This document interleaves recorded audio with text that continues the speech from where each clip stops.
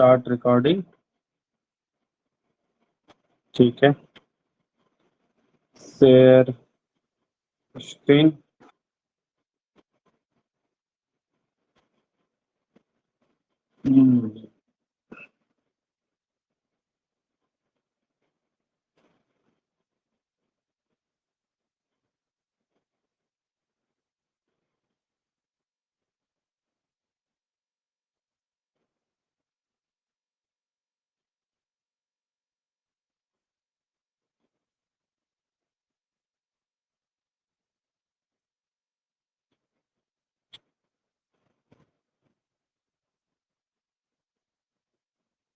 क्या सबको मेरा स्क्रीन दिखाई दे रहा है?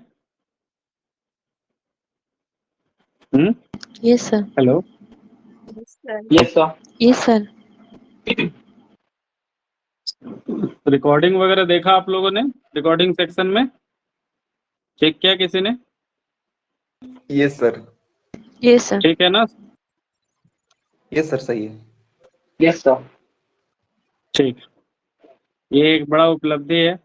अगर टीचमेंट ऐसा ही हम लोग को फ्री में सपोर्ट करता रहे तो, है ना। बड़ा एक प्रॉब्लम इसमें, कोई दूसरे को शेयर भी नहीं कर सकता जब तक हम अप्रूव नहीं करेंगे। और तुम लोग के लिए एकदम अच्छा हो गया, जितना बार चाहो देख सकते हो। क्लास नहीं कर पाए, कभी कुछ भी नेटवर्क नहीं रहा, है ना। लेकिन ये तुरंत अपलोड नहीं होता है, रात भर प्रोसेस होता है। अगले मॉर्निंग वो हो जाएगा, जैसे आज का लेक्चर कल ऑटोमेटिक अपलोड हो जाएगा। समझ रहे हो कि नहीं? Yes sir. चलो शुरू करते हैं। अंतराक्षरी लेके प्रभु का नाम। So where is Compton effect?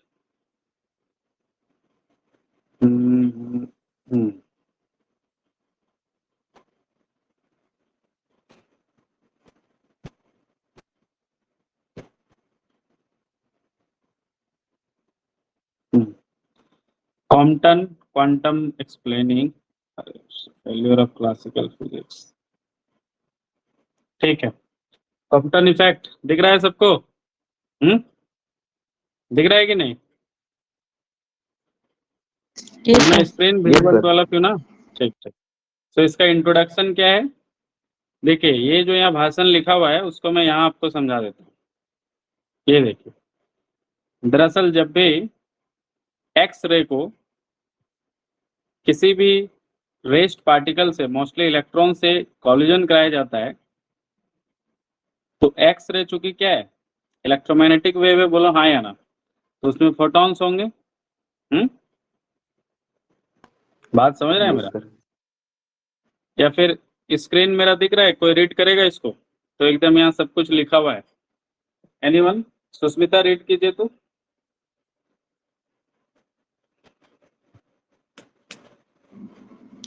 When a monochromatic beam of X-rays is scattered which eliminate of low atomic weight, for example carbon, it is observed that the scattering X-ray of all energy have two maximum intensities at two wavelengths, one at the original wavelength lambda and other is at a higher wavelength lambda. The wavelength shift is independent of lambda of the incident wave and the scattering material. This depends only the scattering angle theta. This phenomena is called Compton effect and it was discovered by A. H. Compton in 1923, who also gave an explanation of it in explanation terms of of quantum theory. in terms of quantum theory. Compton effect provided the most direct evidence for the particle nature of the radiation. Compton was awarded the 1927 Nobel Prize for this discovery and suggested And explanation. successful A explanation. successful. आया भाई, समझ में आया कुछ? हैं? देखो, मान लो ये एक लो एटॉमिक वेट का कोई, फॉर एग्जांपल ग्रेफाइट या कार्बन एक मटेरियल है, ठीक है? समझ रहे हो मेरी बात या नहीं? कोई दिक्कत नहीं ना? इस मटेरियल का इलेक्ट्रॉन्स होगा कि नहीं, बोलो हाँ या ना? होगा ना, वैलेंस सेल में इलेक्ट्रॉन। होगा कि Yes, नहीं? sir. अरे यहाँ ग्रेफाइट लिया है एक मटेरियल हमने, तो इसका वैलेंस सेल में इलेक्ट्रॉन होगा कि नहीं यार? अब तुमको स्कैटरिंग sir. करवाना Yes, है, sir. क्या करवाना है? एक्सरे को स्कैटरिंग करवाना है। तो तुमने ये एक सोर्स लिया, ये दिख रहा है, ये क्या है? Source of monochromatic X ray beam है। देखो एक्सरे आया, इस ग्रेफाइट से टकराने के बाद उसका स्कैटरिंग हो जाता है। जो अनएक्सकैटर्ड एक्सरे है वो तो उसी डायरेक्शन में देखो चले जाते हैं, दीज आर कॉल्ड अनस्कैटर्ड एक्सरे।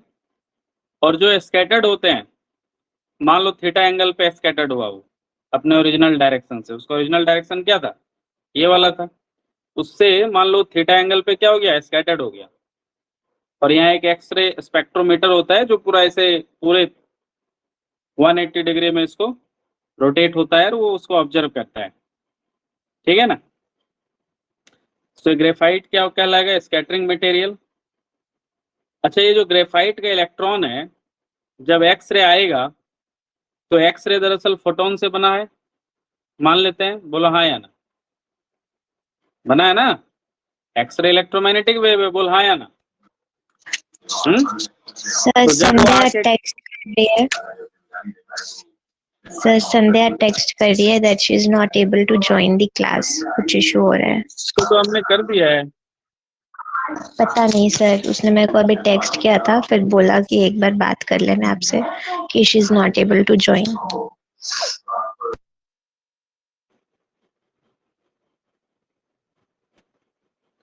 अरे वो दोनों को इशू हो रहा है ना, उन लोगों को मैंने एक्सेप्ट कर दिया है, सुशांति को भी शायद कर दिया है और उसको भी। तो कोई उन लोगों को बताओ कि अब उन लोग क्लास कैसे करेगा? मैंने दोनों Okay, को कर दिया है, देखो पेंडिंग है नहीं, मैंने कर दिया है। यहाँ पे देखो अभी सबसे लास्ट में दिखेगा आपको, मे भी संध्या should be there.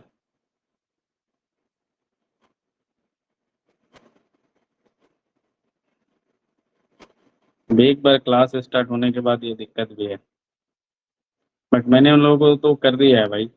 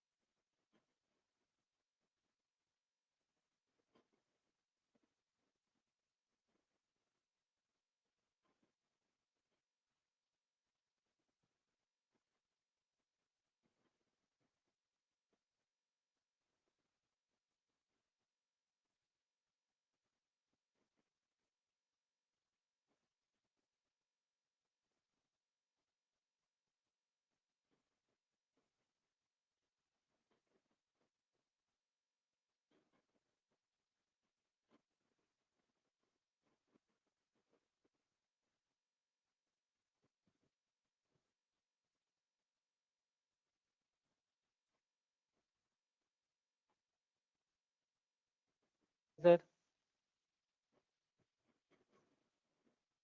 Hmm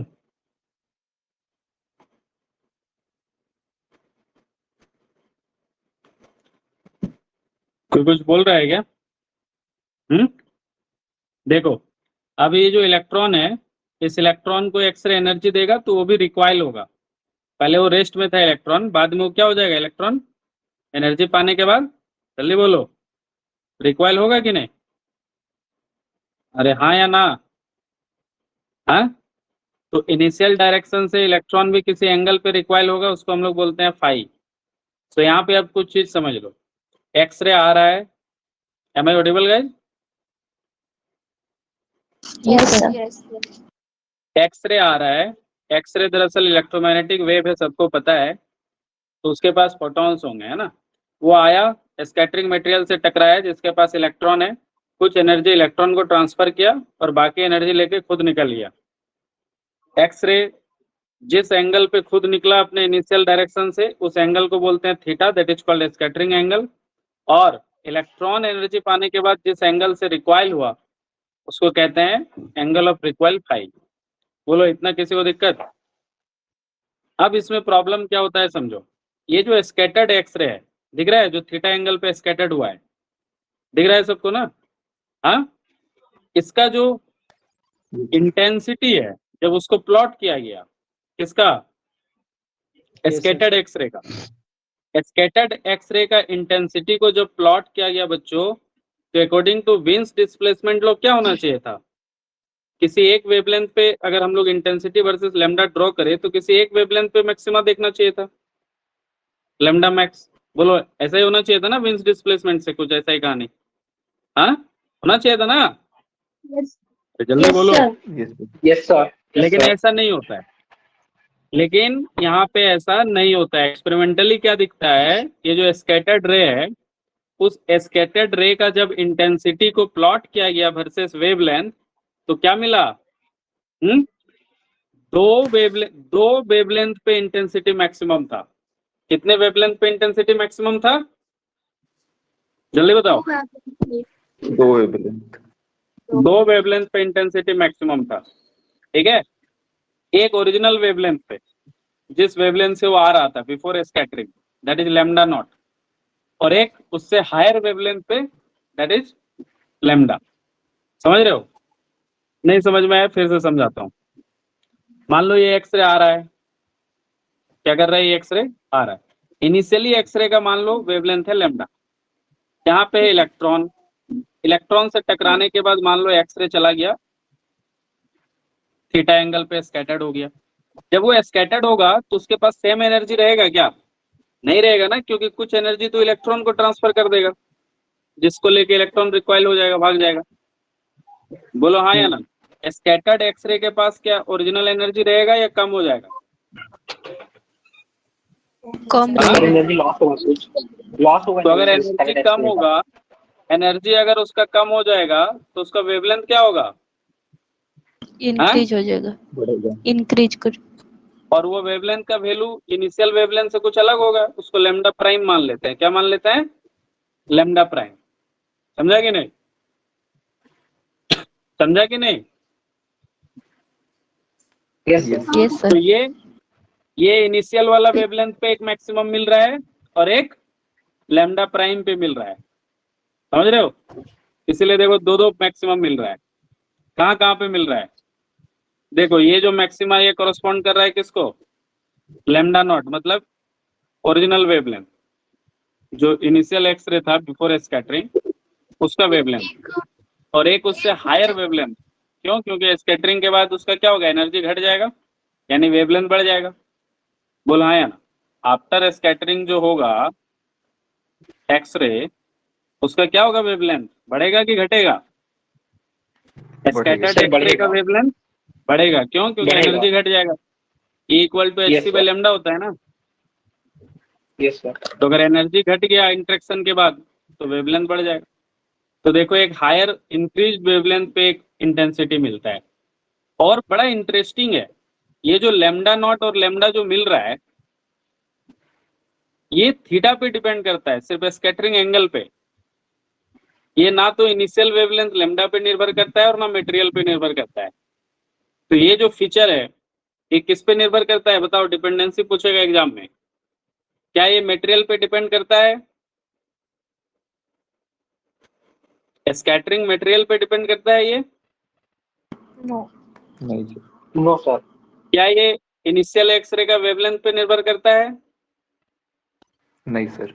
no. ये सिर्फ किस पे निर्भर करता है? थीटा पे, यानी कि angle of scattering. Angle of scattering of what? X ray, electron वाला नहीं, फाई का बात नहीं कर रहे हैं। समझ रहे हो कि नहीं? फिर से एक बार स्टोरी समझा रहा हूँ, लास्ट बार समझ लो। मान लो एक एक्सरे है जिसका वेवलेंथ लैम्डा है, वो आया किसी स्कैटरिंग मटेरियल से टकराया, मतलब कॉलिजन किया, स्कैटरिंग किया, उसके बाद वो थीटा एंगल पे स्कैटर्ड हो गया एक्सरे।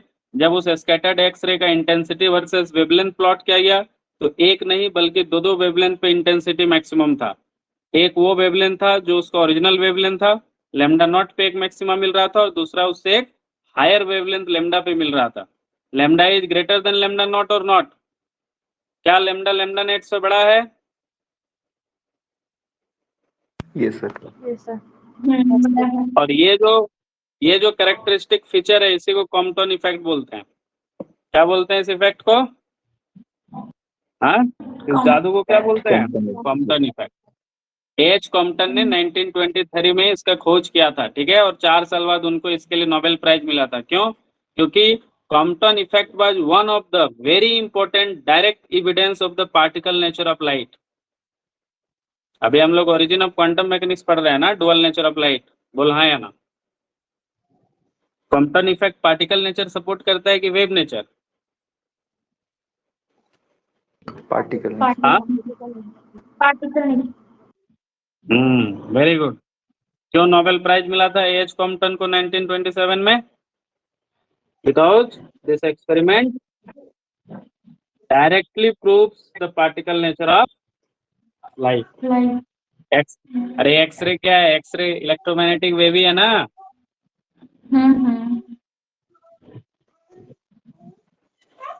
ये जो कैरेक्टरिस्टिक फीचर है कॉम्पटन इफेक्ट का, this characteristic feature of Compton effect doesn't depends on materials, doesn't depends on initial wavelength of the X-ray lambda naught. This characteristic property only depends on theta, that is angle of scattering of the X-ray. Remember these 3 point, exam में सवाल आएगा। ये भी सवाल आएगा कितने peak मिलते हैं? 2 पीक मिलते हैं। बोलेगा एक जो नया पीक मिलता है वो हायर वेवलेंथ पे मिलता है ओरिजिनल वेवलेंथ लैम्डा नॉट से, या लोअर वेवलेंथ पे? तो क्या बोलोगे?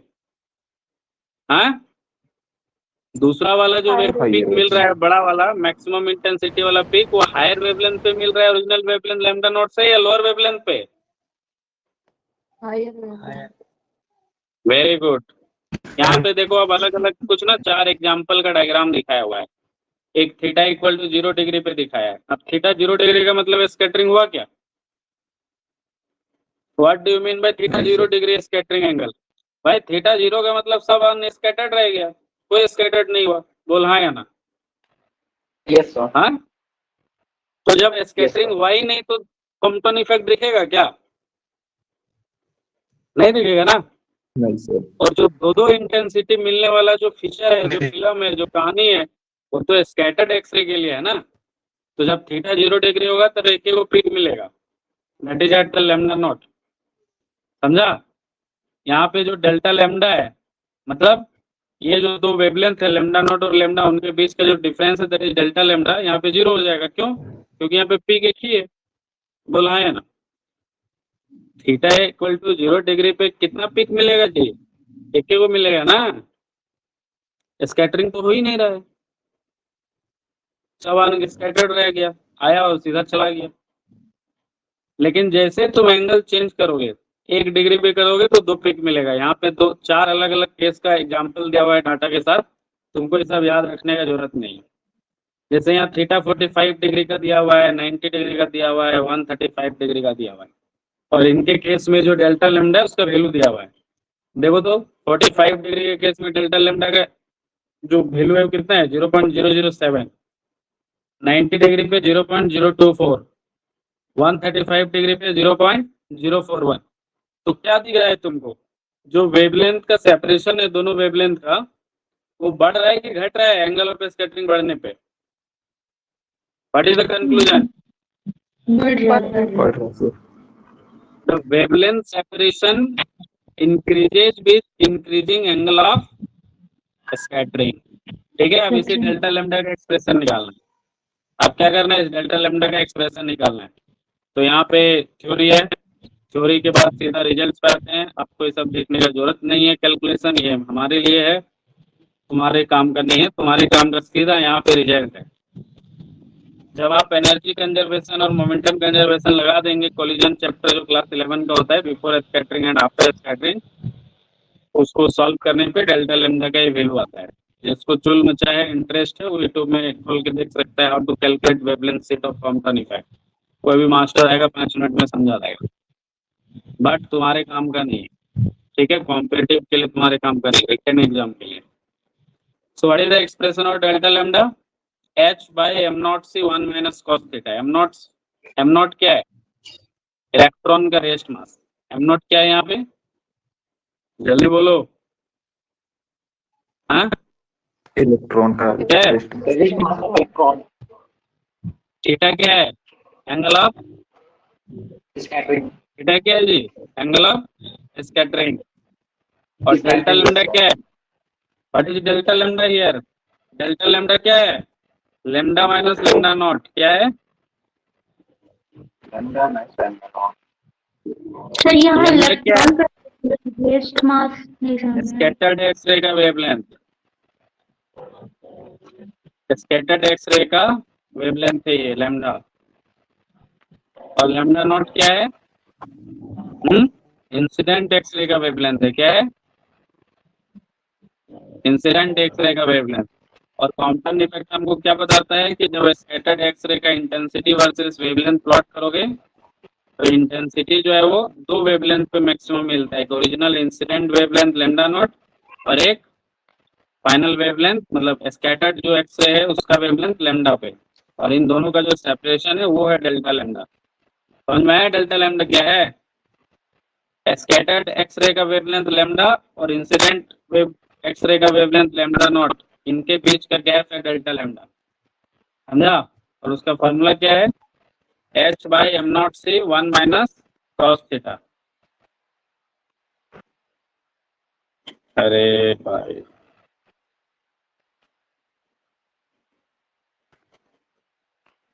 कौन है भाई?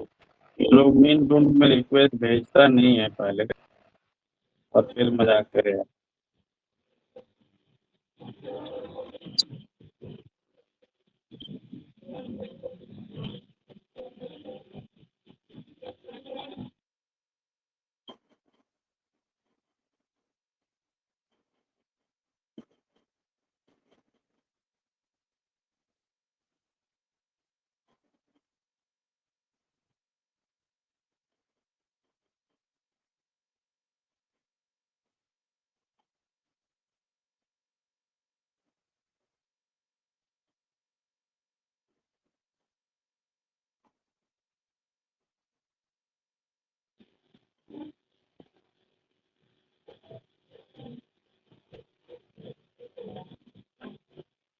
अब लगता है इनको असिस्टेंट रखना पड़ेगा कुछ दिन।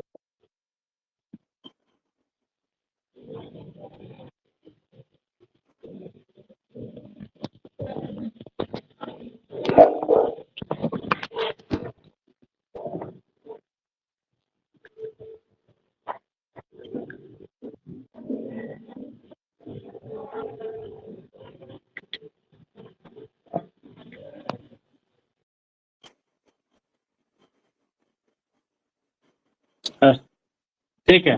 सो delta lambda is h by m naught C 1 minus cos theta, जहां पे m नॉट क्या है? Rest mass of the required electron. हम दिखाए थे ना डायग्राम में, जो स्कैटरिंग मटेरियल है उसका जो इलेक्ट्रॉन है which was initially at rest, उसका रेस्ट मास है m नॉट। ठीक है, तो बताओ डेल्टा लैम्डा किस पे डिपेंड करता है? एक तो रेस्ट मास ऑफ इलेक्ट्रॉन पे और दूसरा स्कैटरिंग एंगल थीटा पे। इसके अलावा किसी पे डिपेंड कर रहा है क्या? नहीं ना। h कांस्टेंट है, c कांस्टेंट है, c स्पीड ऑफ लाइट है, h प्लैंक कांस्टेंट। बोल हाँ या ना? हाँ, क्लियर है यहाँ तक? Hello, yes sir yes yes sir. h by M not C जो है, h by M not C को बोलते हैं कॉम्पटन वेवलेंथ। क्या बोलते हैं? Compton wavelength. इसको लैम्डा सी बोलते हैं। किसको? इस h by M not C को क्या बोलते हैं? कॉम्पटन वेवलेंथ लैम्डा सी। ठीक है, इसका वैल्यू होता है लैम्डा सी जो कॉम्पटन वेवलेंथ है, इसका वैल्यू कुछ 0.024 एंगस्ट्रॉम होता है शायद, if I am not wrong. ठीक है, what is the value of Compton wavelength? जल्दी बताओ मेरे साथ।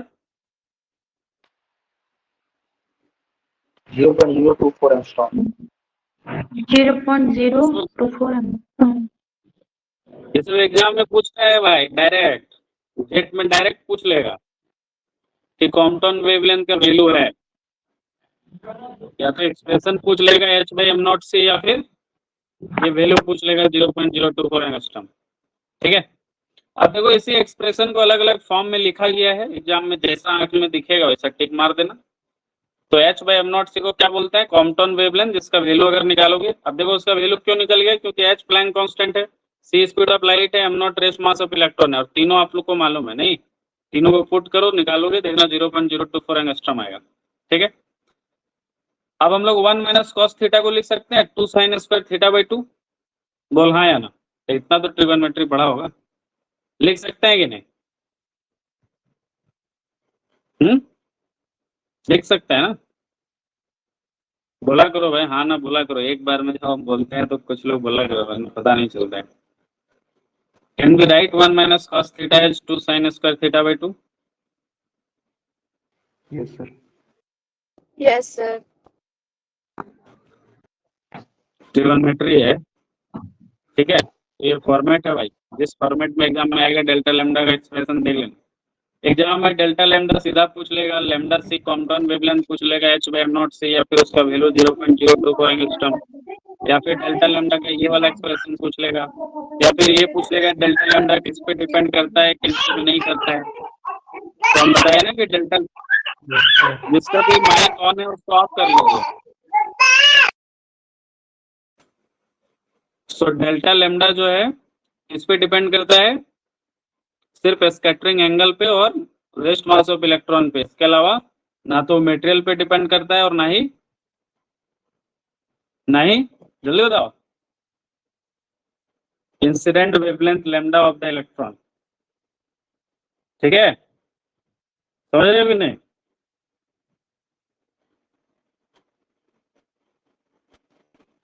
Okay,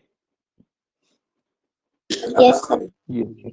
so it is clear that delta lambda is independent of wavelength and energy of incident x-ray। क्योंकि देखो डेल्टा लैम्डा का expression जो है उसमें राइट हैंड साइड में कहीं पे इंसिडेंट वेवलेंथ लैम्डा 0 दिख रहा है क्या? नहीं, इनिशियल एनर्जी दिख रहा है, it's only depends on scattering angle. ठीक है, डेल्टा लैम्डा सी जो है दैट इज h/m0c, उसका वैल्यू होता है, देखो यहाँ लिखा हुआ है 0.0242 angstrom, and this is called Compton wavelength, very important. अब आपको कुछ रिलेशन याद रखना है, जैसे कि आप इस डायग्राम में देखो, जो एक्स रे का स्कैटरिंग एंगल है थीटा, और ये जो इलेक्ट्रॉन का रिकॉइल एंगल है फाई, इनके बीच रिलेशन हो गया, या फिर ये जो स्कैटर्ड एक्स रे है उसका एनर्जी हो गया, या फिर ये जो रिकॉइल इलेक्ट्रॉन है उसका एनर्जी हो गया, कुछ भी पूछ सकता है ना। तो यहाँ पे सबका देखो आपको रिलेशन याद रखना है, जैसे relation between theta and phi, तो उसके लिए आपको ये सब नहीं देखना है सॉल्यूशन, आपको सीधा ये वाला एक्सप्रेशन याद रखना है, that cot phi is equal to 1 plus alpha tan theta by 2, where alpha is h nu by m0 c square। अब न्यू किसका फ्रीक्वेंसी होगा कोई बताओ तो, या फिर एच न्यू एनर्जी बोल लो, किसका एनर्जी होगा एच न्यू, इंसिडेंट एक्सरे का या स्कैटर्ड एक्सरे का, कोई बता सकता है? Incidence X ray. Very good, H nu क्या है, energy of the incident X ray. ठीक है, और m0 c स्क्वायर क्या है, rest mass of the electron, क्या है? अच्छा, जिसने बोला कि स्कैटर्ड एक्स रे का है, दरअसल वो कंफ्यूज हो रहा होगा, उसको लग रहा होगा कि इंसिडेंट का फ्रीक्वेंसी न्यू नॉट है। हमने ये जो डेरिवेशन किया है ना, इसमें थोड़ा यहाँ पे दिखा देता हूँ, यहाँ पे हमने इंसिडेंट जो फोटोन है, जो एक्स रे है, उसका एनर्जी को एच न्यू माना है, और उसका मोमेंटम एच न्यू बाई सी। जो स्कैटर्ड फोटोन है उसका एनर्जी माना है हमने एच न्यू प्राइम, और जो स्कैटर्ड फोटोन है, देखो एक्स रे कह रहे हैं या फोटोन कह रहे हैं, बात बराबर है ना, उसका वेवलेंथ मोमेंटम है एच न्यू प्राइम बाई सी। जो इलेक्ट्रॉन है इनिशियली चूंकि वो रेस्ट में है, तो उसका रेस्ट मास एनर्जी है m0 c स्क्वायर, और उसका इनिशियल मोमेंटम है 0, क्योंकि वो रेस्ट में है। जब इलेक्ट्रॉन एनर्जी गेन करेगा फोटोन से और रिक्वाइल हो जाएगा, तब उसका मोमेंटम को हमने p माना है, और उसका रिलेटिविस्टिक टोटल एनर्जी माना है √p square c square plus m0 square c का पावर 4। बोलो किसी को दिक्कत? यहाँ पे 3 ही आदमी है ना इस मूवी में, 3 ही कैरेक्टर है, एक इंसिडेंट फोटोन, एक स्कैटर्ड फोटोन, रेस्ट में इलेक्ट्रॉन, और फिर रिकॉइल इलेक्ट्रॉन, 4 कहानी है। तो सबका हमने एनर्जी और मोमेंटम लिख दिया। कैसे लिखा? इंसिडेंट फोटोन का एनर्जी एच न्यू हो गया, और उसका मोमेंटम एच न्यू बाई सी हो गया। इलेक्ट्रॉन चूंकि इनिशियली रेस्ट में है तो उसका मोमेंटम रेस्ट में है तो जीरो हो गया और रेस्ट मास एनर्जी m0c² हो गया। फोटोन जब स्कैटर्ड हुआ तब उसका हमने क्या मान लिया, एनर्जी h न्यू प्राइम मान लिया और momentum h new prime by c हो गया। जो रिक्वायर्ड इलेक्ट्रॉन है उसका मोमेंटम p मान लिया और उसका एनर्जी रिलेटिविस्टिक एनर्जी लेना पड़ेगा ना, इलेक्ट्रॉन रिलेटिविस्टिक स्पीड से मूव करता है तो रिलेटिविस्टिक एनर्जी का एक्सप्रेशन यही ना होता है जी किसी पार्टिकल के लिए, E equal to √p² c² plus m0² c का पावर 4। बोल हाँ या ना, किसी को दिक्कत? अच्छा, ये जो रिलेटिविस्टिक टोटल एनर्जी का जो फॉर्मूला है ना, ये अपने आप में एक जेट का सवाल है। रेस्ट मास ऑफ इलेक्ट्रॉन अपने आप में जेट का एक सवाल है, ये सब भी एक्सप्रेशन पूछ लेगा, ठीक है। तो एच न्यू का मतलब वो किसका एनर्जी है, हमारा एक्सप्रेशन जो हमने डेरिवेशन किया उसके अकॉर्डिंग एच न्यू किसका एनर्जी हो गया, इंसिडेंट एक्सरे का, और m0c² किसका एनर्जी हो गया, रिक्वायर्ड इलेक्ट्रॉन का, ठीक है। सॉरी रिक्वायर्ड का है, रेस्ट में जो इलेक्ट्रॉन है उसका, यानी कि इलेक्ट्रॉन का वो रेस्ट मास एनर्जी है। तो ये है cot phi is equal to 1 plus alpha tan theta by 2। तो इसको ऐसे याद रखना कि cot phi is equal to tan theta नहीं, tan थीटा बाई 2, और साथ में कोफिशिएंट है 1 प्लस अल्फा, जहाँ पे अल्फा क्या है, h न्यू बाई m0c², यानी कि इसको लिख सकते हैं incident energy of the x ray हैं by rest mass energy of the electron. ये क्या है, alpha is the ratio of incident energy of the x ray to the rest mass energy of the electron. This is the required relation between theta and phi. अब इसको आपको short notes में याद करना पड़ेगा। अब मैंने बोला जो एनर्जी, जो इलेक्ट्रॉन रिक्वायर हो गया उसका कितना काइनेटिक एनर्जी होगा, तो जो रिक्वायर्ड इलेक्ट्रॉन है उसका ये एनर्जी का expression H nu alpha 1 minus cos theta by 1 plus alpha 1 minus cos theta. देखो बहुत आसान सा है, ऊपर में क्या है देखो तो अल्फा 1 माइनस कॉस थीटा, बोल हाँ या ना, है कि नहीं। नीचे भी क्या है, अल्फा 1 माइनस कॉस थीटा, बस साथ में एक 1 प्लस में है नहीं, और यहाँ बाहर में एच न्यू है। बोल याद रहेगा कि नहीं। आई विल राइट, जो इलेक्ट्रॉन रिक्वाइल हो गया फोटोन से ऊर्जा प्राप्त करने के बाद, इलेक्ट्रॉन का रिक्वाइल, जो इलेक्ट्रॉन रिक्वाइल हुआ उसका एनर्जी कितना है बताओ मेरे साथ, H nu alpha 1 minus cos theta by 1 plus alpha 1 minus cos theta, ठीक है। This is the energy of the recoil electron, ठीक। देखो फिर से मैं एक बार बता रहा हूँ, तुमको 4 चीज पूछेगा। इंसिडेंट फोटोन का एनर्जी, तो भाई इंसिडेंट फोटोन का एनर्जी कितना हो जाएगा, एच न्यू। दूसरा क्या पूछेगा कि जो फोटोन स्कैटर्ड हो गया थीटा एंगल पे उसका एनर्जी, तो उसका एनर्जी क्या हो जाएगा, एच न्यू प्राइम हो जाएगा। तीसरा क्या पूछेगा, जो इलेक्ट्रॉन रेस्ट में है, जो इलेक्ट्रॉन रेस्ट में है उसका रेस्ट मास एनर्जी, तो उसका रेस्ट मास एनर्जी m0c² हो जाएगा। चौथा क्या पूछ सकता है कि जो इलेक्ट्रॉन फाई एंगल पे रिक्वाइल हो गया उसका एनर्जी बताओ, उसका काइनेटिक एनर्जी।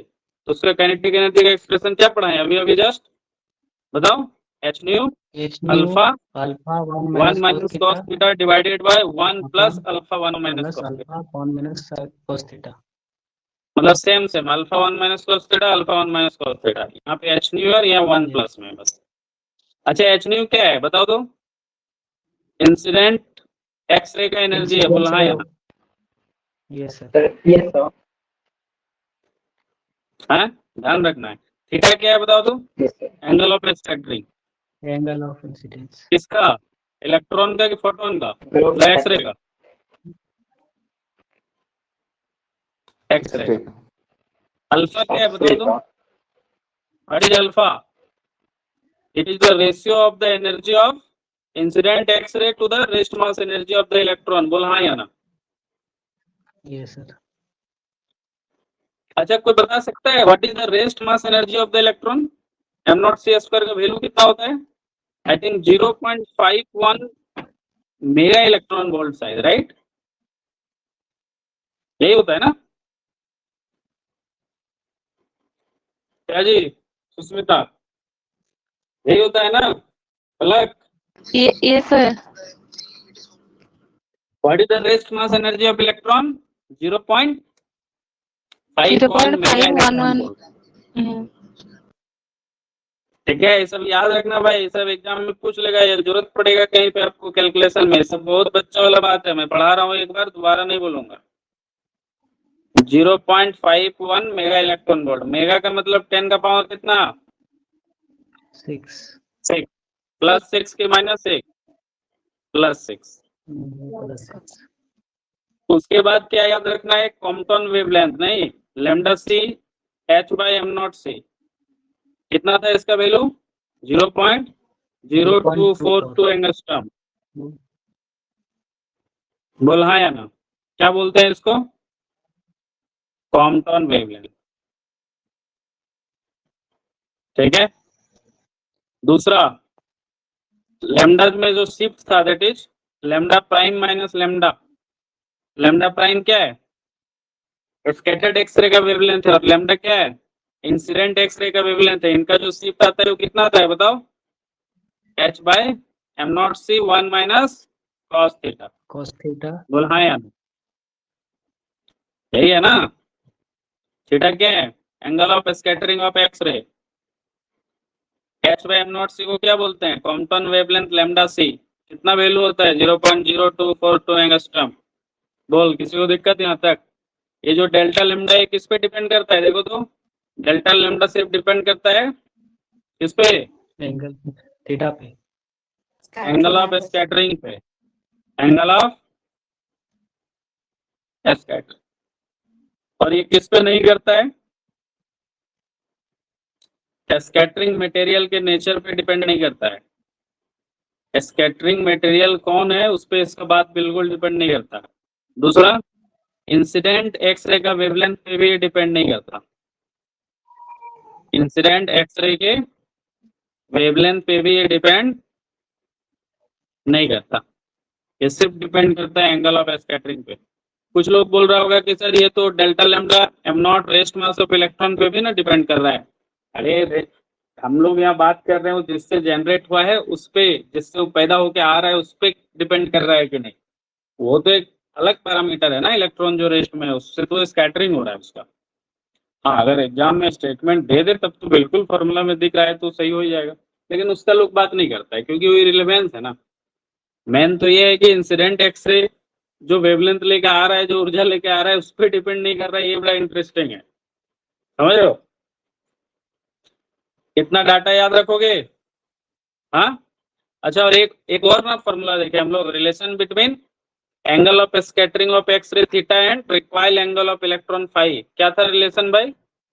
बताओ। देखो हमको याद हो गया यार, cot phi is equal to 1 plus alpha tan theta के थीटा बाई 2। अगेन फाई क्या है? जिस एंगल से इलेक्ट्रॉन रिक्वाइल हो रहा है। थीटा क्या है? Angle of scattering of X ray. और अल्फा क्या था? याद करो यार, अल्फा दो एनर्जी का रेशियो है ना। इंसिडेंट एक्सरे का energy h nu by rest mass of electron. बोलो याद हुआ कि नहीं? हाँ, सारा फॉर्मूला लिख दिया मैंने, देखो लिख दिया ना? लिखा कि नहीं जी? इतना ही है ना? किसने खोज किया इसका? एच कॉम्पटन ने। नहीं, कब खोज किया? 1923 में। इसके लिए उनको क्या मिला 1927 में? नोबेल मिला। क्यों नोबेल मिला?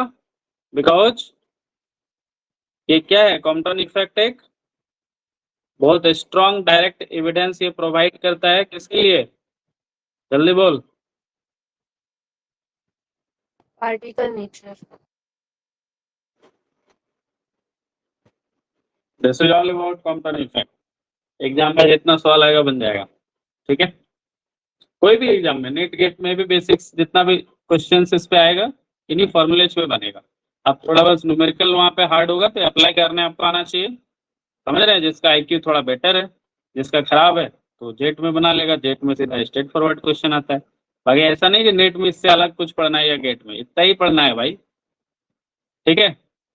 चलिए हमारा नेक्स्ट टॉपिक क्या था? What was our next topic?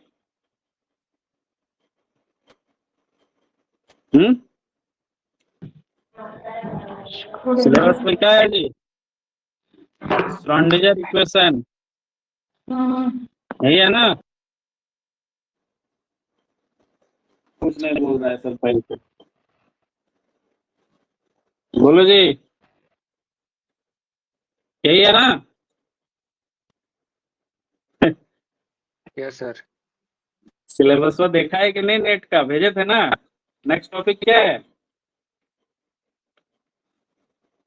बस अनिल। स्क्रोडिंगर इक्वेशन है, Schrödinger very equation. Good. Schrodinger equation, time dependent and time independent. कितने तरह के श्रोडिंगर इक्वेशन होता है?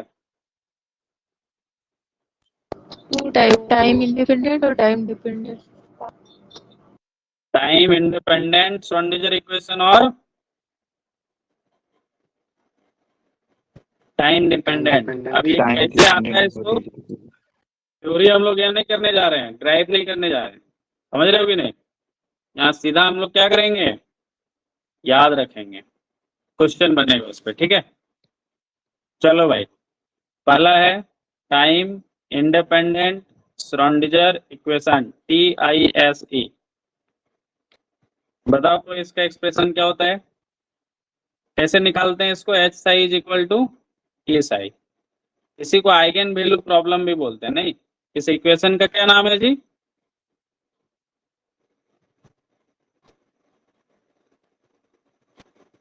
क्या नाम है इस इक्वेशन का?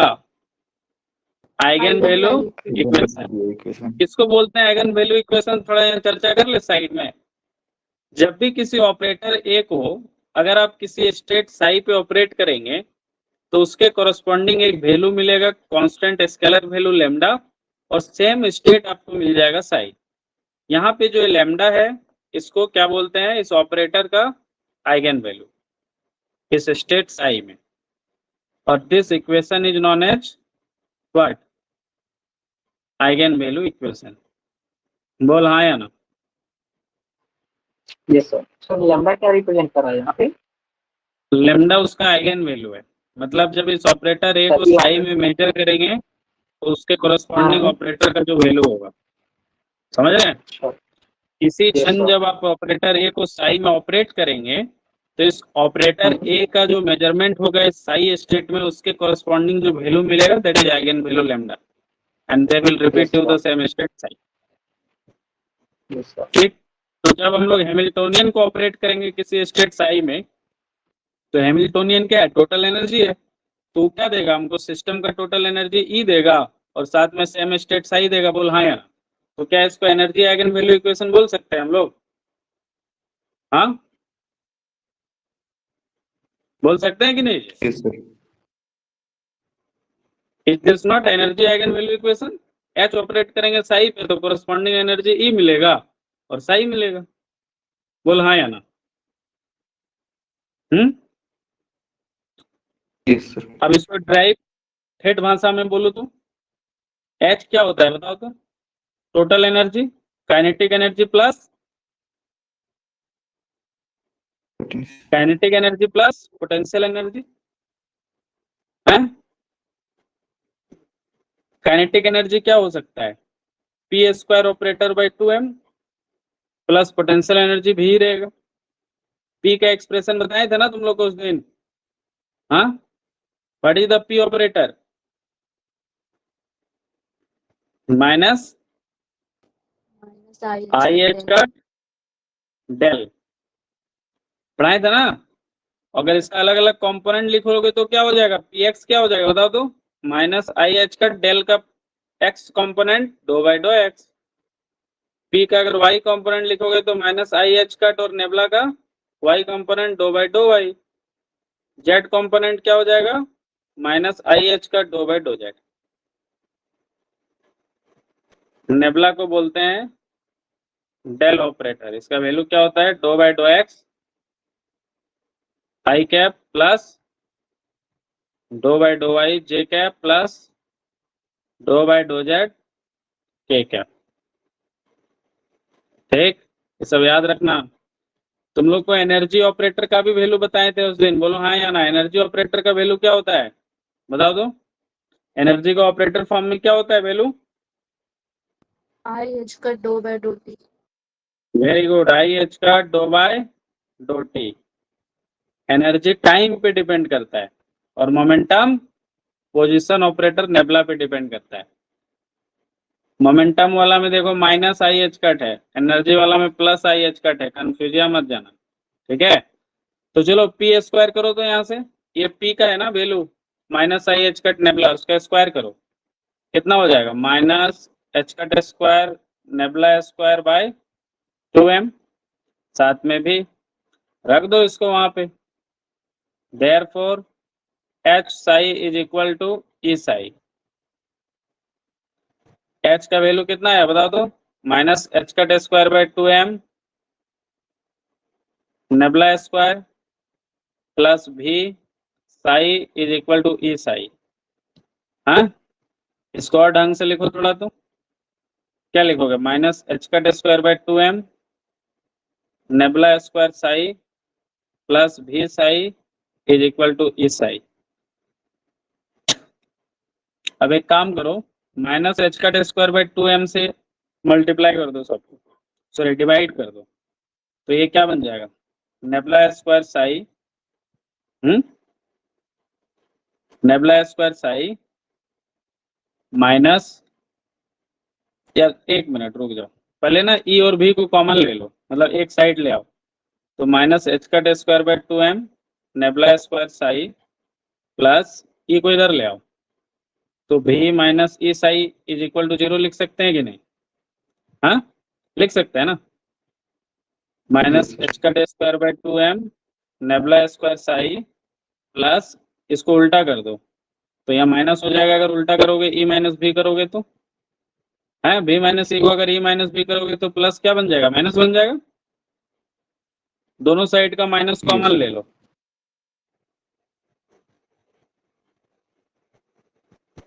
दोनों साइड का माइनस कॉमन ले लोगे तो ये हो जाएगा कहानी। अब H cut square by 2m से डिवाइड कर दो, तो ये नेबुला स्क्वायर साई बन गया और ये क्या बन जाएगा? 2m by H cut square E minus V. बोल हाँ या ना। ऐसा फॉर्मेट दिखेगा कि नहीं? तो बोल हाँ या ना।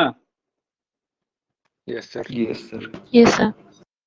This is called Schrodinger time independent equation, ठीक है। ये फॉर्मेट है एग्जाम में ऐसा, इसको याद रखना है। Nabla square psi plus 2m by H cut square E minus V psi equal to 0। अब बताओ तो फ्री पार्टिकल के लिए क्या होगा? इसमें से क्या मॉडिफिकेशन करना पड़ेगा पोटेंशियल बताओ? जीरो हो जाएगा, पोटेंशियल जीरो हो जाएगा। हाँ, for a free particle potential energy क्या हो जाएगा? 0। तो ये इक्वेशन कैसा हो जाएगा बताओ तो?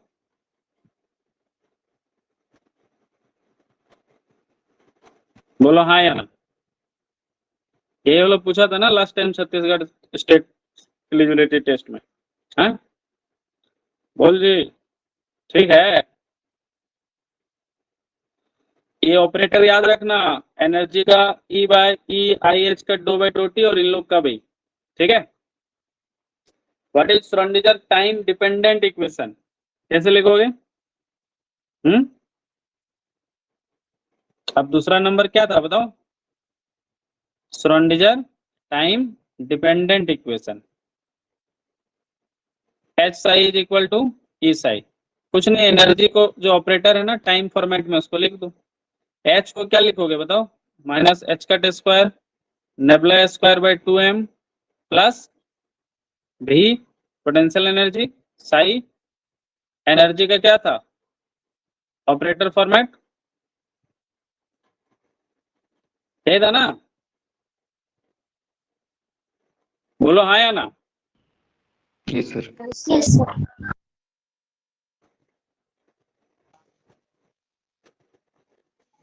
कुछ नहीं, सबको अलग अलग कर दे रहे, बस डरना मत। This is called Schrodinger time independent, sorry this is called Schrodinger time dependent equation, STDE। कुछ नहीं, इसमें क्या करना है, बस एनर्जी का जो ऑपरेटर फॉर्मेट है इसको तो याद भी रखना है। एनर्जी का ऑपरेटर फॉर्मेट आई एच का dough by dough T, very important. इसको बस ई की जगह यहाँ पुट कर दो, ठीक है। जब टाइम डिपेंडेंट इक्वेशन लिखेंगे तो एनर्जी टाइम का फंक्शन होगा, वो टाइम पे डिपेंड करेगा एनर्जी। लेकिन जब टाइम इंडिपेंडेंट इक्वेशन लिखेंगे तब उसमें ये जो एनर्जी ई है ये कांस्टेंट रहेगा। देखो उसको हम लोग टी के फॉर्मेट में नहीं लिखे, एनर्जी को एज इट इज ई रहने दिए। बोलो हाँ या ना। यहाँ पे जो एनर्जी ई है that is not a function of time, वो कांस्टेंट है। बोल हाँ या ना, जल्दी बोल क्या है वो। कांस्टेंट। लेकिन यहाँ पे वो डिपेंड कर रहा है। क्लियर है? किसी को दिक्कत? सर यहाँ पे ये आइगन वैल्यू इक्वेशन नहीं क्या है, मतलब आइगन वेक्टर इक्वेशन नहीं बोलेंगे सर। क्या ये तो है eigenvalue equation, X I equal to S I, नहीं है कि नहीं? सर इसको ई को भी ऑपरेटर के टर्म में यूज करें इसलिए बोल रहे क्या क्या फिर से एक बार जो नवीन। एनर्जी है ना सर एनर्जी हाँ। है उसको ये ऑपरेटर के टर्म में लिखे ना सर। हाँ तो लिखे तो है आई एच का dough by dough T. Eigen value भी ऑपरेटर के फॉर्म में लिखा जा सकता है, ऐसा क्या दिक्कत है? अच्छा we can write them as well, ठीक है, ये ठीक है ना। वो भी लिखा जा सकता है, क्यों नहीं। चलिए question number 1, what is Hamiltonian operator, कौन बताएगा?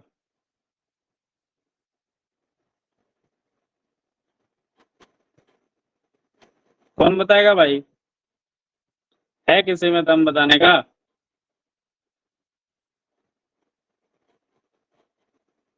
कोई है विद्वान यहाँ पे? एनीवन? चलो मैं ही बता देता हूँ।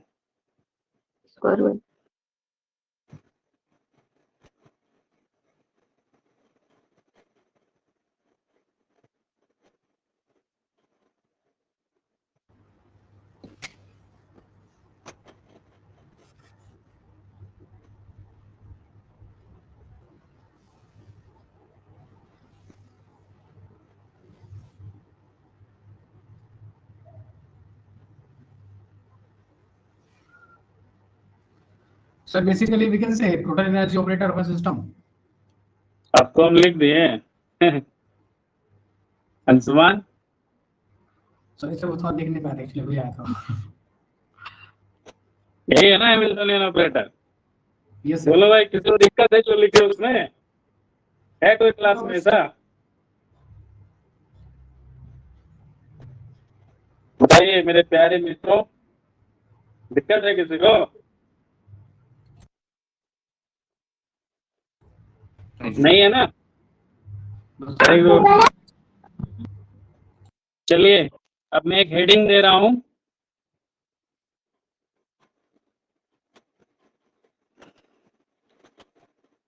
Probability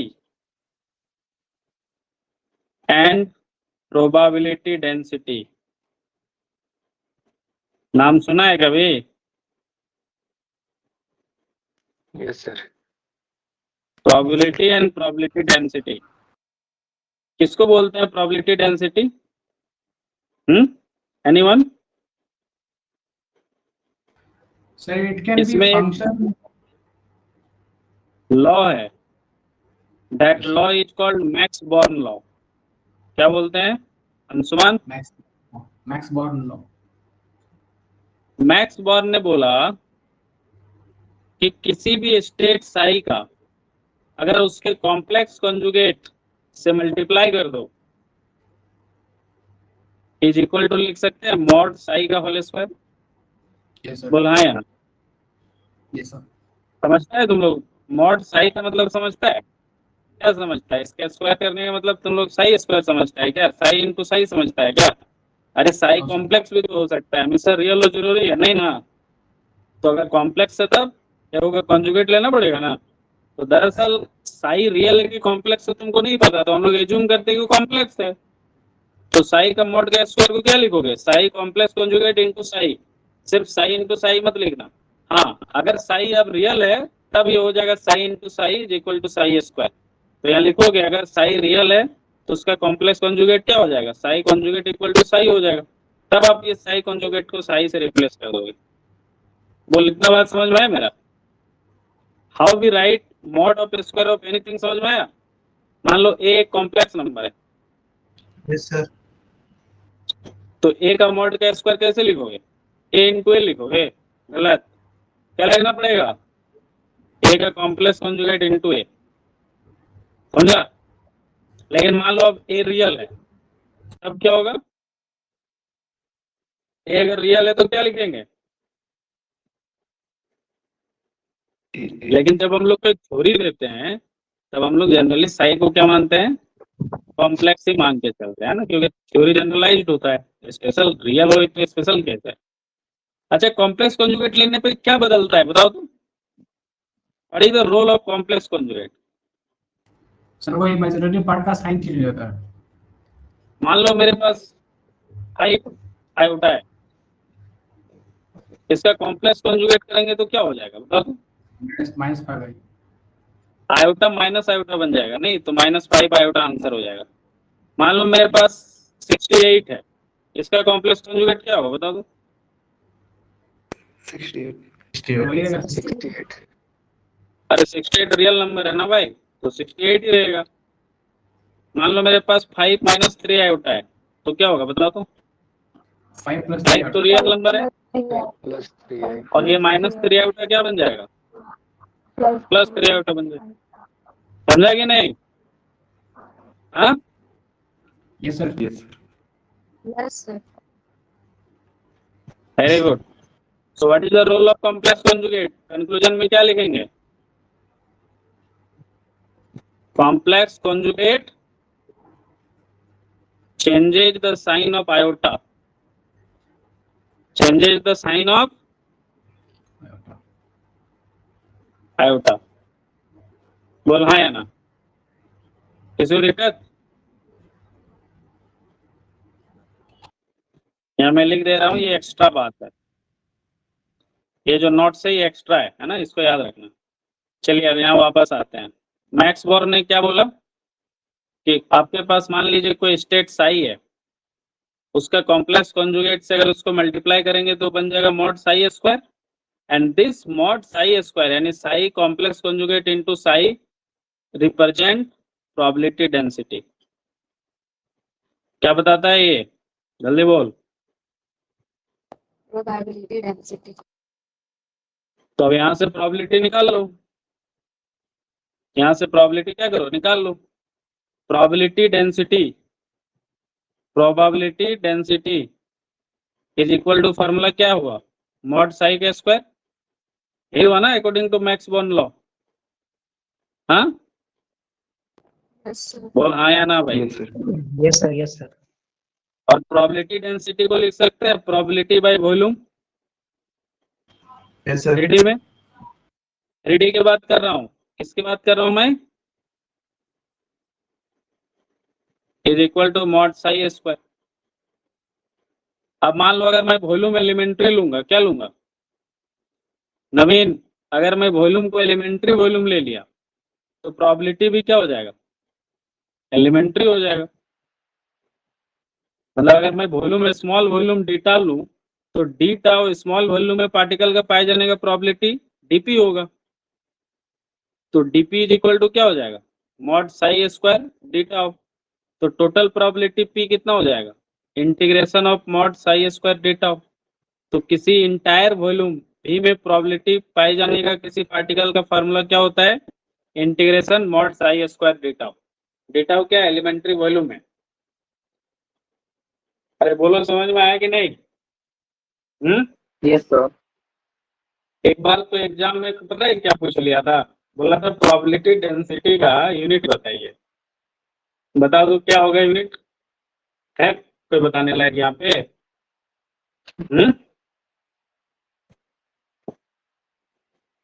what is the unit of probability density? Unit समझिए सर वो डिपेंड करेगा ना डायमेंशन के ऊपर। डिपेंड करेगा। Very good. What is the unit of probability density? Answer क्या होगा? डायमेंशन पे। Yes, sir. 3D के लिए क्या हो जाएगा? Probability density. पीडी का फॉर्मूला क्या हो जाएगा? 3D के लिए प्रोबेबिलिटी बाय वॉल्यूम। तो यहाँ पे यूनिट क्या निकल रहा है? देखो तो प्रोबेबिलिटी तो यूनिट लेस है, नीचे वॉल्यूम का हो जाएगा पर मीटर क्यूब। नहीं, 2D के लिए प्रोबेबिलिटी डेंसिटी का फॉर्मूला क्या होगा? Probability per unit area. तो ऊपर में प्रोबेबिलिटी का डायमेंशन लेस, यूनिट लेस, और नीचे एरिया का बन जाएगा मीटर स्क्वायर। 1D में प्रोबेबिलिटी डेंसिटी को कैसे लिखेंगे? प्रोबेबिलिटी पर यूनिट लेंथ है, प्रोबेबिलिटी अगेन यूनिट लेस है और लेंथ का बन जाएगा पर मीटर। बोल समझ में आया कि नहीं? एक बार तो पता है क्वेश्चन क्या पूछ लिया था? What is the unit of wave function? Sai. गजब। बताओ तो क्या होगा कौन सी इन 1D? करिए? अच्छा, ये भी तो डायमेंशन पे डिपेंड करेगा। बोल हाँ या ना? है, करेगा कि नहीं? Yes, sir. 3D में कैसे निकालोगे बताओ तो? अभी तुमको हम पढ़ाए हैं प्रोबेबिलिटी डेंसिटी 3D में क्या होता है? प्रोबेबिलिटी बाय वॉल्यूम होता है ना। और मैक्स बॉर्न के Yes, अकॉर्डिंग इसको क्या लिखते हैं? मॉड साई स्क्वायर लिखते हैं। बोल हाँ या ना? 3D में प्रोबेबिलिटी डेंसिटी का फॉर्मूला क्या होगा? Probability by volume. और according to Max Born probability density का फॉर्मूला क्या होता है? Mod psi square. बोल हाँ या ना? Yes, sir. अब यहाँ पे दोनों साइड यूनिट ले लो, टेकिंग यूनिट बोथ साइड। यहाँ से बताओ तो, यहाँ से नवीन साई का यहाँ से फॉर्मूला निकालो तो क्या हो जाएगा? Under root probability by volume होगा कि नहीं? Yes, sir. Yes, sir. हाँ, वेरी गुड। और प्रोबेबिलिटी का यूनिट तो कुछ होता नहीं है, उसको 1 मान लो। प्रोबेबिलिटी यूनिट लेस ना, और वॉल्यूम का क्या होता है? Yes, sir. L cube. तो ये क्या बन गया? 1/L का पावर 3/2। ऊपर ले जाओगे तो L का power -3/2। This is the unit of Sai. तो यूनिट ऑफ साई क्या बन गया? मीटर का पावर -3/2। समझा कि नहीं? है? Yes, sir. 2D में क्या होगा बताओ तो? 2D का निकाल के बताओ तो। 2D में साई को क्या लिखोगे? Per meter. Under root probability by area. Root under P by area. लिखो है ना, 1/L square. Root under 1 by L. 1/L यानी पर मीटर। 1D में क्या निकालोगे? साई क्या लिखोगे? Under root probability by length.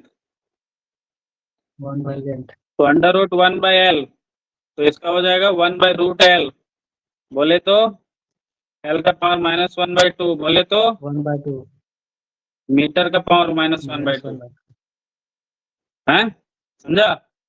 ये है 1D का यूनिट, Yes, sir. ये 3D का यूनिट, और ये 2D का यूनिट। क्या डिफरेंस दिख रहा है? 3D, 2D और 1D में क्या डिफरेंस दिख रहा है साई के यूनिट में? यहाँ मीटर का पावर 3 को हाफ है, यहाँ मीटर का में 2 को पावर में हाफ है, और यहाँ मीटर में 1 को हाफ है। 1 बोल by हाँ या 2. ना? Yes, sir. ये साई का यूनिट हो गया। प्रोबेबिलिटी डेंसिटी का यूनिट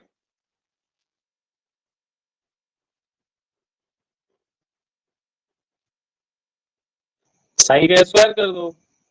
ये सब साई का यूनिट है ना, ये सब का स्क्वायर करो। इसका स्क्वायर करो तो क्या होगा? 3. Minus. अरे बोल हाँ या ना?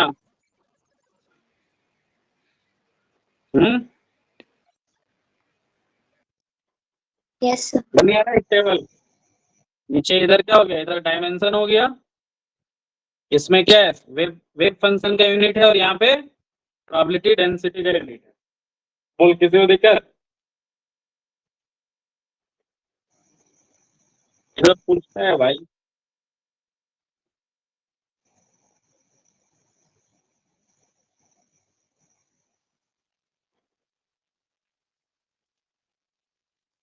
जो पढ़ा रहा हूँ उसको ध्यान से देखो, इसी में से क्वेश्चन आना है। जो पढ़ा दिया उससे बाहर क्वेश्चन कुछ नहीं आएगा। मैं लिख के दे रहा हूँ, जो मैं पढ़ाऊंगा क्लास में 95%, 90 to 95% क्वेश्चन क्लास से आएगा। मुझे बहुत अनुभव है कि क्या पूछेगा आपके एग्जाम में, ठीक है। बोल, यहाँ पे किसी को दिक्कत नहीं ना? चलो 5 मिनट और लेंगे, ज्यादा नहीं, 2-3 को और फॉर्मूला जल्दी जल्दी बता देते हैं जो काम का है। नेक्स्ट थ्योरी है, फिर हम लोग न्यूमेरिकल करेंगे, है ना। पहले थोड़ा पढ़ लेते हैं, बेसिक्स ऑफ क्वांटम मैकेनिक्स है सब। नॉर्मलाइजेशन एंड ऑर्थोगोनैलिटी कंडीशन, नहीं उस दिन बता रहे थे ना क्लास में, बता रहे थे कि नहीं?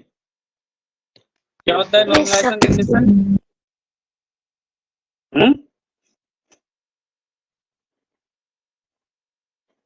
जल्दी बताओ।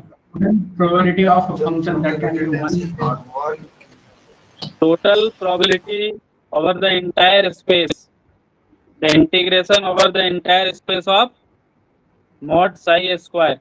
इसको क्या लिख सकते हैं? साई स्क्वायर को ओपन करो तो एस का मतलब इंटायर स्पेस है ना, ध्यान रखना। मॉड साई स्क्वायर को क्या लिखेंगे? Psi conjugate into psi, sorry ये डी टाउ है, elementary volume D tau is equal to 1। समझा? इसको क्या बोलते हैं? Normalisation condition. ऑर्थोगोनैलिटी कंडीशन क्या होता है बताओ तो? Psi M star psi N D tau is equal to क्या होगा ये? 0 0 प्रोवाइडेड, यहाँ पे एक कंडीशन है, क्या नहीं होना चाहिए? m एम और एम बराबर नहीं होना चाहिए। सोचो तो अगर एम बराबर एन हो गया तो क्या कहानी हो जाएगा बता दो? ये ऐसा कुछ बन जाए 1 हो जाएगा। और इसका वैल्यू तो 1 होता है, ये नॉर्मलाइजेशन कंडीशन है। बोल हाँ या नहीं? सेम वेव फंक्शन हो गया ना, सही एन सही एन। बोल हाँ या ना? Yes. हाँ, this is called orthogonality condition. दो डिफरेंट वेव फंक्शन का प्रोडक्ट हमेशा 0 होता है, दो सेम वेव फंक्शन का प्रोडक्ट हमेशा 1 होता है। अच्छा, ये दोनों को अगर साथ में लिखना हो तो ऐसा लिख सकते हैं, integration over entire space psi M star psi N D tau is equal to 1 if m is equal to n and 0 if m is not equal to n। वो लिख सकते हैं कि नहीं? Yes sir. और इसी को बोलते हैं क्रॉनिकर डेल्टा फंक्शन डेल्टा mn, बोलते हैं कि नहीं? हाँ, यस सर। तो इसको आप ऐसा भी लिख सकते हैं, psi M star psi N D tau is equal to क्या होता है? Kronecker delta function m n. अरे यही है, क्रॉनिकर डेल्टा फंक्शन का ही ये वैल्यू होता है। अगर m और n बराबर हो जाए तो इसका वैल्यू होता है 1। कब? If m is equal to n। और 0 कब होता है? If m is not equal to n। तो ये सब लिखने का तरीका है, मैथमेटिकल सिंपल वर्जन है लिखने का। ऐसा अगर दिख जाए तो आप वहाँ पे मौत के मुंह में मत घूम लेना, अरे जाए तो रुपेश सर ऐसा कुछ दिखाई ही नहीं था यार, गजब, ये कहाँ से आ गया क्वेश्चन। समझ में आ रहा है सब लिखने का तरीका? हाँ, Yes, sir. क्लियर है कि नहीं? यस सर, क्लियर है। तो क्या कंक्लूजन सीखा तुम यहाँ से? पहला, सेम वेव फंक्शन का product, one same wave function का प्रोडक्ट 1। दो अलग अलग वेव फंक्शन का प्रोडक्ट 0 दो अलग अलग साई का प्रोडक्ट 0। प्रोवाइडेड साई नॉर्मलाइज्ड होना चाहिए। कैसा होना चाहिए? Normalise. Provided psi should be normalised, ठीक है। फॉर एग्जाम्पल, सर ये जरूरी है कि मतलब वो 0 ही हो? हाँ, नॉर्मलाइज होना चाहिए, जरूरी है। अगर अलग अलग वेव ठीक है। फंक्शन हो तो सर हाँ जैसे कि अलग अलग वेव फंक्शन का प्रोडक्ट हम जीरो ले रहे हैं तो वो सिर्फ ऑर्थोगोनल होगा तब जीरो होगा या फिर अगर वेव फंक्शन ही अलग होगा तब जीरो होगा? नहीं, वेव फंक्शन अगर नॉर्मलाइज्ड है तो उसको ऑर्थोगोनल होना पड़ेगा Yes. एक्सेप्टेबल होने के लिए, समझ रहे हो कि नहीं? नॉर्मली वो वैलिड होता है, in normal regards it is always valid. समझ रहे हो? ऐसे देखो, अगर सेम सेम वेव फंक्शन लोगे तो उसका 1 हो जाएगा। अगर अपोजिट ले लिए तो मतलब उल्टा, कोई भी दो ले लो, psi1 psi3 ले लो, इसका क्या हो जाएगा? 0। अगर psi1 psi3 नॉर्मलाइज्ड है, psi2 psi5 ले लो, क्या हो जाएगा? ये 0।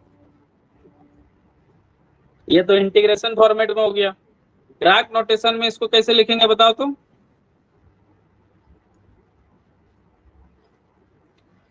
ऐसे लिखते हैं ना? हाँ, Yes, sir. और ऑर्थोगोनल को कैसे लिखेंगे? कोई भी दो ले लो, किधर से भी ले लो। मान लो psi2 के साथ psi रूपेश सर कर दिए तो क्या होगा? क्या होगा आंसर? 0 0 समझा? क्यों? Zero. क्योंकि ये दोनों वेव फंक्शन अलग अलग है। और कोई भी दो सेम सेम हो, मान लो यहाँ पे ऐसे एक व्यक्ति है, उसका इनर प्रोडक्ट सेम सेम है ना दोनों? अरे तो सेम सेम है यार, ये क्या हो जाएगा? 1 समझा? ठीक। एक लास्ट टॉपिक, मतलब लास्ट टॉपिक नहीं, लास्ट फॉर्मूला है called probability current density. Exam में आता है भाई, ये सब पे न्यूमेरिकल बनवाएंगे, टेंशन मत लो। थोड़ा बेसिक पढ़ाने दो, 1-2 क्लास, फिर थोड़ा थोड़ा टॉपिक पढ़ा लेंगे, फिर न्यूमेरिकल, फिर पढ़ाएंगे, फिर न्यूमेरिकल। हाँ, पहले कॉन्सेप्ट फिर प्रॉब्लम, ठीक है? प्रोबेबिलिटी करंट डेंसिटी, जे से इसको इंडिकेट करते हैं। इसका वैल्यू होता है h cut by 2im under bracket, पहले साई कॉन्जुगेट को रखना है, ग्रेडियंट लेना है साई का, माइनस अब साई को रखना है और ग्रेडियंट लेना है किसका? साई कॉन्जुगेट का। वेरी इंपॉर्टेंट, एग्जाम में आता है इस फॉर्मूला पे डायरेक्ट सवाल। मान लो कोई वेव फंक्शन तुमको साई दिया हुआ है, तो सबसे पहले क्या करोगे? स्टेप 1 में उसका कॉन्जुगेट निकालो, समझा कि नहीं? ठीक है, उसके बाद इस फॉर्मूला में लगा दो। h कट क्या है? कांस्टेंट है, 2 कांस्टेंट है, i कांस्टेंट है, m मास कांस्टेंट है। इसका देखो तरीका, ध्यान से देखो, पहले साई कॉन्जुगेट को रखो, ग्रेडियंट किसका लो? साई का, माइनस अब साई को रखो, ग्रेडियंट लो साई कॉन्जुगेट का। समझा कि नहीं? बहुत जगह में पता है ये एक्सप्रेशन कैसा हुआ लिखा हुआ मिलेगा आपको, ऐसा लिखा हुआ मिलेगा, J equal to minus I H cut by 2m, और इधर ब्रैकेट में पहले साई कॉन्जुगेट को रखेंगे, ग्रेडियंट लेंगे साई का, माइनस साई को रखेंगे, ग्रेडियंट लेंगे साई कॉन्जुगेट का। बहुत जगह ऐसा लिखा हुआ मिलेगा। क्या ये सही है दोनों या गलत है? बताओ तो, कोई बता सकता है? सही है सर, वो आई ऊपर जाएगा तो माइनस सही हो जाएगा। Very good. बाकी लोग को समझ में आया ये वाला बात क्या बोली वो? यस अरे सर आयोटा ऊपर गया तो माइनस आयोटा बन गया भाई। तो एग्जाम में तो फॉर्मेट अलग अलग दिखेगा, डर मत जाना।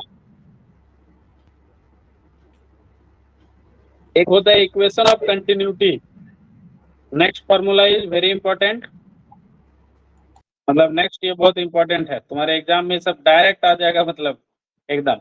इक्वेशन ऑफ कंटिन्यूटी, प्रोबेबिलिटी का time derivative plus divergence of probability current density J equal to 0।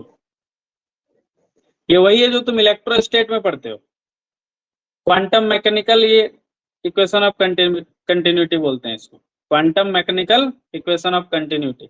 यहाँ पे P क्या है? यहाँ पे डेल्टी का इनपुट क्या है यहाँ पे? ठीक है ठीक P है यहाँ पे क्या है? प्रोबेबिलिटी, और J क्या है यहाँ पे?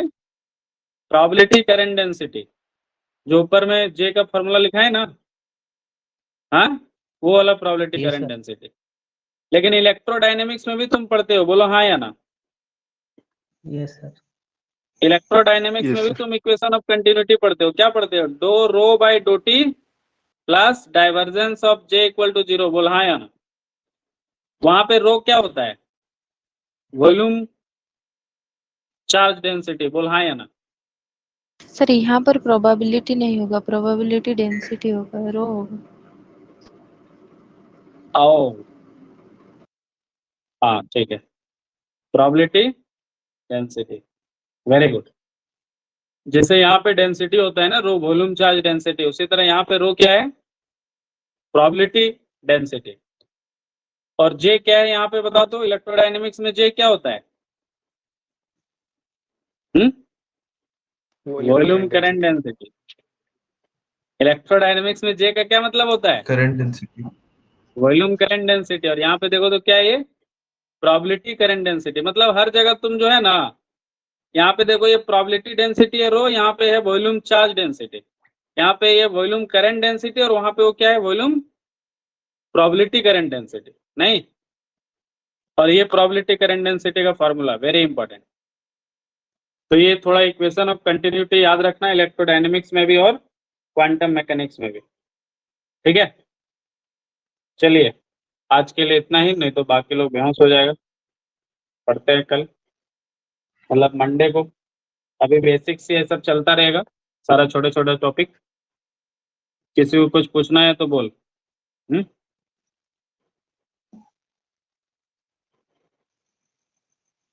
किसी को कुछ पूछना है,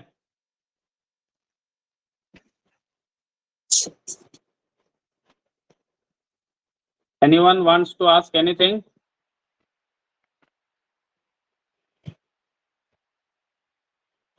सर ये नहीं जितना ना? भी इम्पोर्टेंट फॉर्मूला है तो सर इसको अलग से लिख लें या नोट्स में आपका दिया हुआ है टॉपिक वाइज करके। नोट्स जो क्वांटम मैकेनिक्स का ग्रुप में आज भेजे हैं ना, हाँ हाँ हाँ। उसको पढ़ना है, उसको पढ़ना है, उसमें टॉपिक्स को, और फिर अपना शॉर्ट नोट्स बनाना है। इंपॉर्टेंट बात जो ओके क्लास सर। में समझा रहे हैं सबको, जो क्लास में ठीक नहीं है पढ़ाएंगे वो सब नहीं उठाना है वहां से। बाकी में ये सब जो ठीक है पीडीएफ है, जैसे आज वाला जो ये क्लास नोट्स वाला पीडीएफ है जो मैं इस पे लिख रहा हूँ, मैं इसको शेयर कर दूंगा, या आप वीडियो से भी क्लास बना सकते हैं नोट्स। बाकी मैं इस नोट्स को शेयर कर दूंगा आपको, कल किसी भी समय शाम तक मैं शेयर कर दूंगा, या परसों संडे को सुबह। अब मंडे में आने से पहले नोट्स बना लेंगे, ठीक है। Yes sir. मैं उसमें अपलोड कर दूंगा, टीचमेंट में ही मैं अपलोड कर दूंगा, ठीक है ना।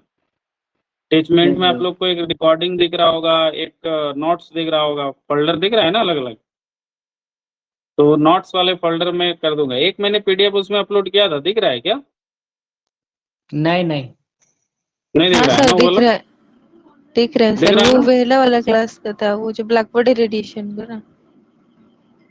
टीचमेंट में जो मैंने अपलोड किया है, हाँ सर वो उसी में है। तब तो दिख रहा है भाई। बाकी लोग देखना, मैंने अपलोड किया था आज उसको पीडीएफ को, मैं इसको भी पीडीएफ को अपलोड कर दूंगा। इसमें कॉम्पटन इफेक्ट और ये सब जितना कुछ पढ़ाया मैंने लिखा ना, जितना भी पेज में, वो मैं अपलोड कर दूंगा आपको। अभी जो बेसिक्स ऑफ मैं क्वांटम मैकेनिक्स पढ़ा रहा हूँ ना, इसको अभी जो मैंने नोट्स भेजा है आपको ग्रुप में क्वांटम मैकेनिक्स का, उससे नोट्स नहीं बनाना है। जो मैं पढ़ा रहा हूँ इधर, उससे नोट्स बना लो, ठीक है। जब मैं किसी टॉपिक को उस नोट्स में खोल के प्रेजेंट करके पढ़ाऊंगा, तब उसका उससे नोट्स बनाओगे। फिलहाल मैं सिर्फ लिखवा रहा हूँ, तो तुम जो लिखा रहा हूँ उसी का नोट्स बनाना है। ये मैं पेज जो लिखा हूँ क्लास में, उसको मैं शेयर कर दूंगा, उस पर डाल दूंगा।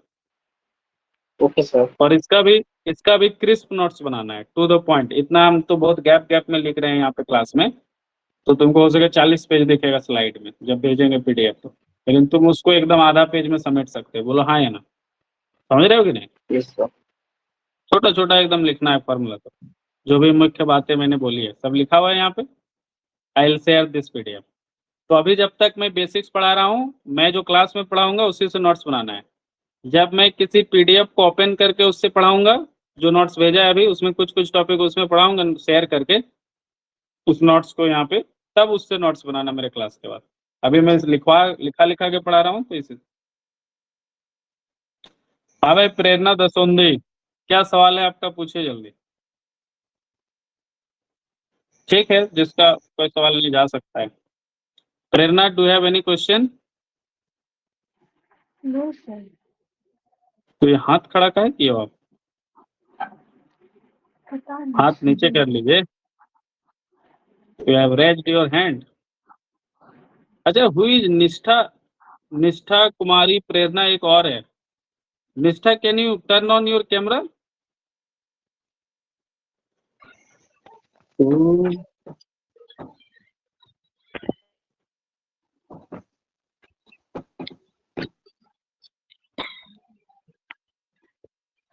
कैमरा ऑन करो तो अच्छे से पीट ना लोग मेन कैमरा कहाँ on? एम आई ऑडिबल निष्ठा? Yes sir. ठीक है। कोई नया और इसमें है क्या? एक तो निष्ठा है, और ये रिया करके कौन ज्वाइन किया है भाई? REYAAH से।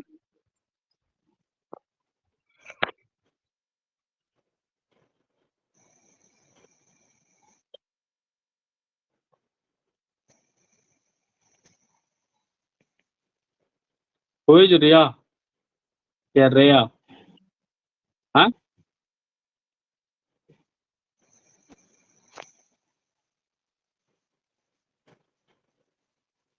ये दो लोग रहो, बाकी लोग जा सकते हो, क्लास खत्म हो गया है। You can now leave.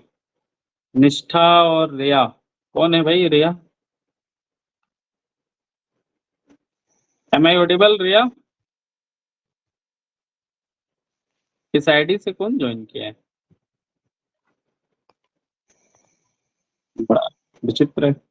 हाँ भाई निष्ठा, कर लिए camera on? You are not visible to me, you are outside. No sir. पता नहीं कहाँ देख।